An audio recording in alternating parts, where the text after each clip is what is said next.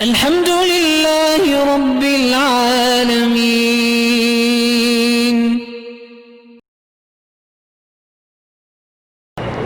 غزوہ ہند کی وضاحت کریں۔ کیا وضاحت کریں؟ وہ ہو گیا ہے، تم اب لڑنے جاؤ گے؟ تم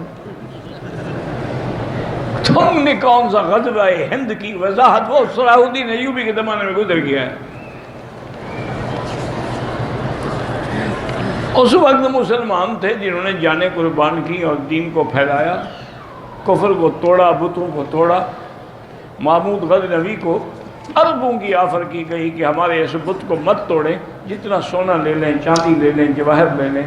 اس نے کہا میں تاریخ میں یہ نہیں لکھوانا چاہتا کہ بت شکن اپنا بت فروش تھا، بت بیچنے، میں لکھوانا چاہتا کہ بت شکن تھا۔ انہوں نے کہا توڑ دو اس بت کو۔ توڑا گیا تو اس اتنی جائیداد نکلی جس کا تصور بھی نہیں تھا۔ ہر مرض کی شفا کے لیے پانی پر 70 بار فاتحہ قل اللہ احد معوذتین پڑھے۔ ٹھیک ہے، اللہ کا قرآن ہے، کیوں نہ پڑھو؟ پوچھنے کی کیا ضرورت ہے مجھ سے؟ اللہ کا قرآن ہے، اس میں کیا ضرورت ہے کہ پوچھیں کہ یہ ٹھیک ہے یا غلط ہے؟ نعوذ باللہ، جو کہے غلط ہے وہ مسلمان ہے پھر۔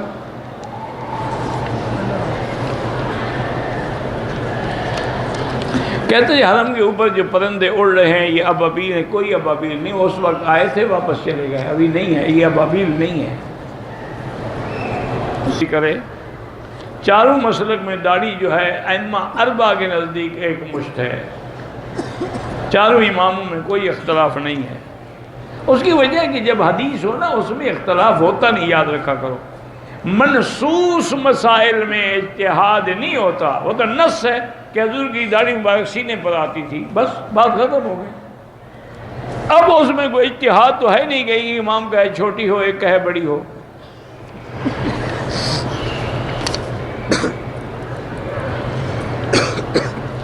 میں نے جدے سے احرام باندھا، لیکن میں نے انڈر ویئر پہنچا ہوا تھا، مکے آ کے اتارا، 10-20 ریال خیرات کر دو کہ تم نے سلا ہوا کپڑا باندھا ہے اتنی دیر۔ کراچی سے احرام باندھ لیا، بیوی نے بھی نیت کر لی، مکہ پہنچے تو بیوی کو ماہواری ہو گئی، حرم نہیں آئی، ہوٹل میں رک گئی۔ کل ہم نے ہم بستری کی ہے اور باقی عمرہ آج ادا کیا۔ ماشاءاللہ عمرے سے پہلے ہم بستری ضروری تھی انہیں، اور وہ بھی اس وقت اس بدبخت نے کی ہے جب وہ حیض میں تھی۔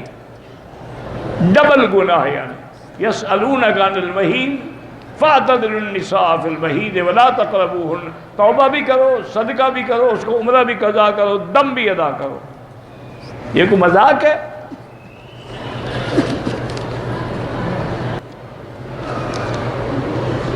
ہمارے گھر کے قریب شیعہ رہتے ہیں، وہ ہمارے گھر وغیرہ میں چاول شاول بھیجتے ہیں، تم آگے غریبوں کو دے دیا کہ بہتر ہے کہ استعمال نہ کرو۔ اللہ عالم انہوں نے کس چیز سے پکائے ہیں۔ ہمارا جو قصائی ہے وہ شیعہ ہے، بہتر ہے اسے گوشت ہی نہ لیا کرو۔ پتہ ہے وہ ذبح بھی کرتا ہے کہ نہیں کرتا، لوگوں کو حرام کھلانے کے لیے۔